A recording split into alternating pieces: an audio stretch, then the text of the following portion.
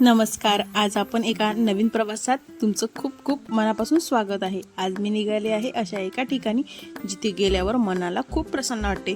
हो, मी जात आहे आज नाशिक जिल्ह्यातील वणीच्या सप्तशृंगी गडावर. बसचा हा प्रवास, खिडकीतून दिसणारे हे डोंगर आणि अगदी मायेच्या दर्शनाची ओढ खरंच खूप भारी वाटते ना.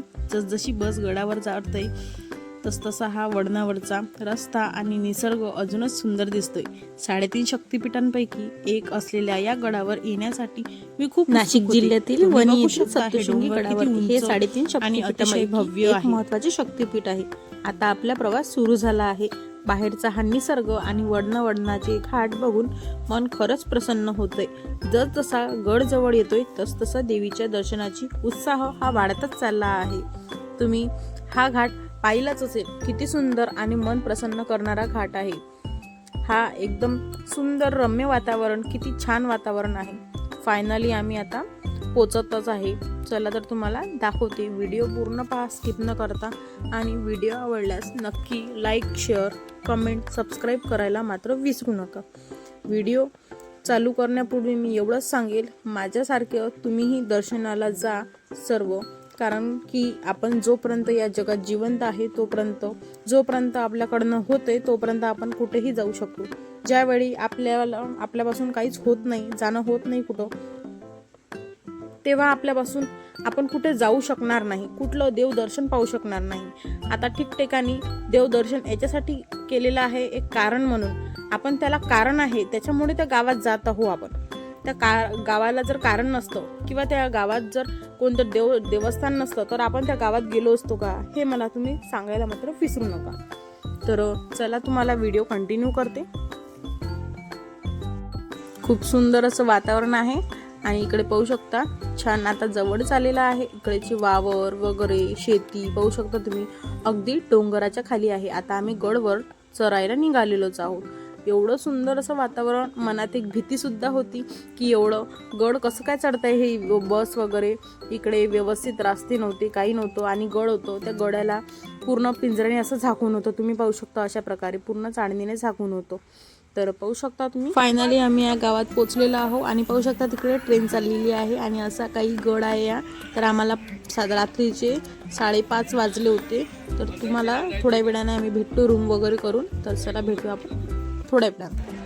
तर पाहू शकता आता तयारी वगैरे फ्रेश वगैरे होऊन रूम वगैरे घेतला आम्ही भक्ती निवास आणि आता आम्ही निघालेलो आहोत तर गडावर जाण्यासाठी. कारण की आता नेक्स्ट दिवशी दुसऱ्या दिवशी आम्हाला दुसऱ्या दर्शनाकडे सुद्धा जायचं होतं, त्याच्यामुळे आम्ही रात्रीच दर्शन वगैरे करून घेत आहोत. तर आता वाजले होते 8 वाजताचा टाईम होता समजा. तर चला तुम्हाला दाखवते. 7:30 पावणे 8 तर वाजलेच असेल.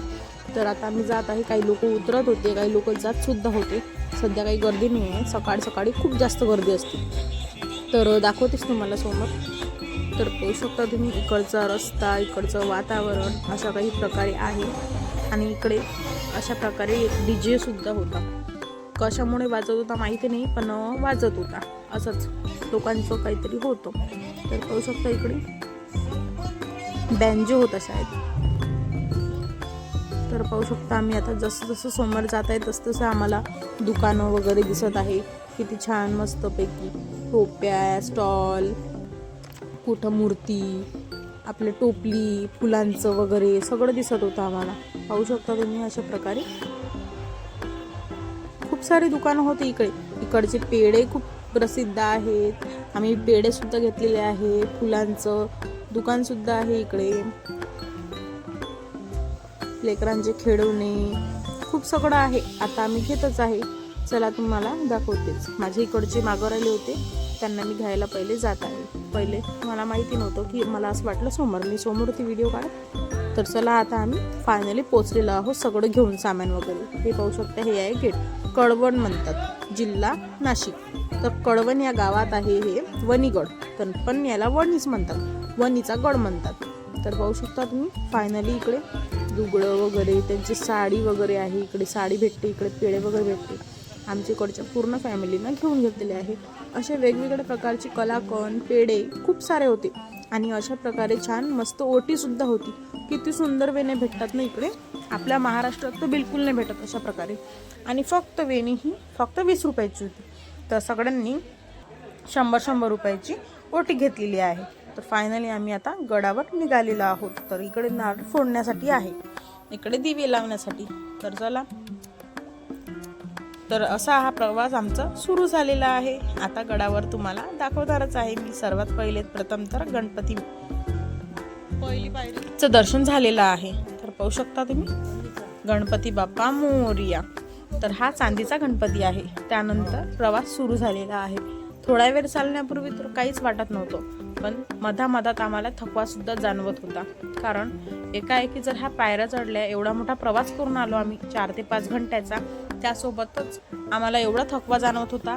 आणि इथं पाणी सुद्धा होतं, व्यवस्थित रस्ता सुद्धा नव्हता, चालण्याचा पायऱ्या सुद्धा नव्हत्या, कारण ते रुतत होत्या पायऱ्या. तर मग आम्ही तरी थांबत जात होतो. आम्ही पाहिलं तर रेल्वेतनं सुद्धा जाऊ शकलो असतो, कारण तिथं रेल्वेचा सुद्धा हे आहे, सोय आहे. पण आम्हाला पायऱ्याने जायचं होतं, कारण पायऱ्याचा प्रवास आणि रेल्वेचा प्रवास हा खूप आहे. पायऱ्याने आपण आरामात व्यवस्थित जाऊ शकतो. जाताना आपल्याला जे छोटे मोठे मंदिरं लागतात ते आपण जाऊ शकतो, पण रेल्वेने फक्त सरळ जाते मंदिरात आणि वापस आणून देते. मधातली आपल्याला मंदिरं दिसते का? नाही दिसत. दर्शन घेऊ शकतो का? नाही घेऊ शकत.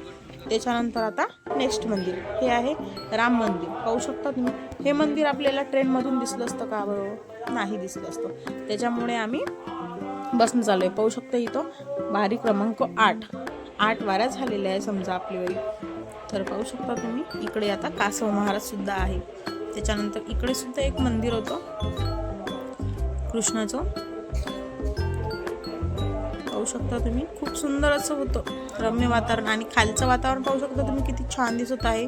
लाईट वगैरे पूर्ण. आता आपण गडावर पोहोचत आहे, तर खालचं वातावरण कसं असेल, सकाळी किती छान दिसत असेल ना बरं. पण आम्ही हा रात्रीचा प्रवास घेतला होता त्याच्यामुळं. तर हा रात्रीचा प्रवासातला आहे. तर हे पाहू शकता, इथं म्हणते हळद कुंकू लावू नका, नवनाथ महाराजांचा आहे, तरीही लोक तिथं हळद कुंकू लावतेच. काय एवढे मूर्ख असेल बरं ते लोक. त्याच्यानंतर तिकडे आपलं पाहू शकता, इकडे असं काही आहे, तिथं विजेचं आहे, तिथं हात लावण्यास सक्त मनाई आहे. त्याच्यानंतर इथं सुद्धा गणपती महाराजांचं एक मंदिर आहे, मंदिराकडे जाण्याचा मार्ग.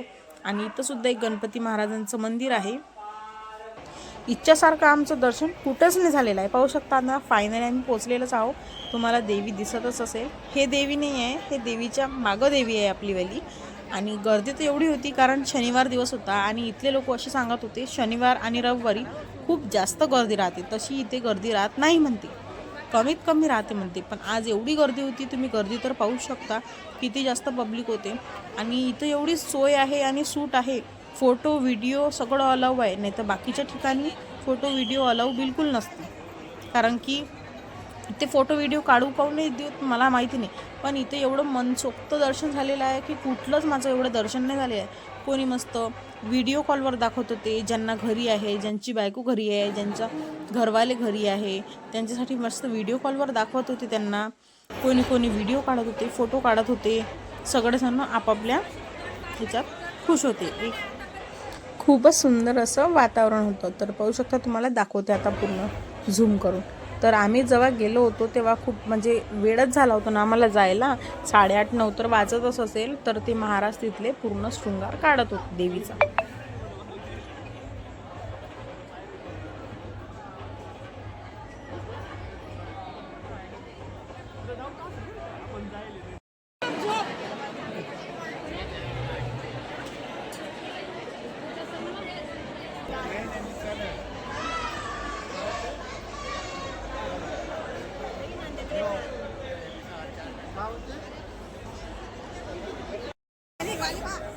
सरका ना, मधातून सरका ना.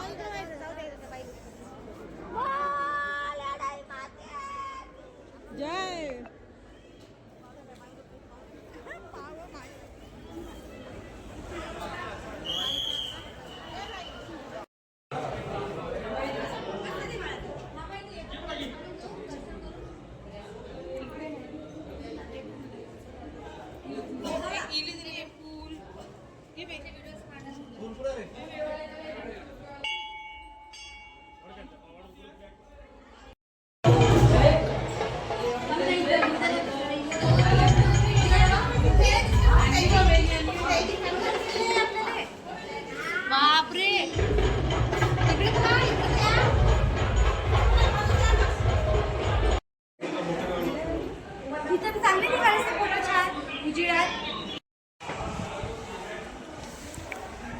किती थंड लागत आहे ताई पायाले.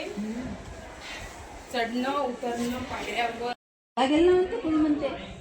माय मला सुधारलंच नाही, मी फक्त चेहराच पाहत राहिली तिथं. नाही बा, आम्ही चेहरा पहिलेच पाहून घेतला कारण की एवढ्या मोठ्या लाईनीत होतो तो. हा तर फायनली आम्ही खाली उतरलेलो आहोत. आता जाणार आहे जेवण करायला. तर पाहू शकता इकडे फक्त 20 रुपयात एवढं जेवण भेटलं होतं भक्ती निवासमध्ये जेवणाचं प्रसादामध्ये.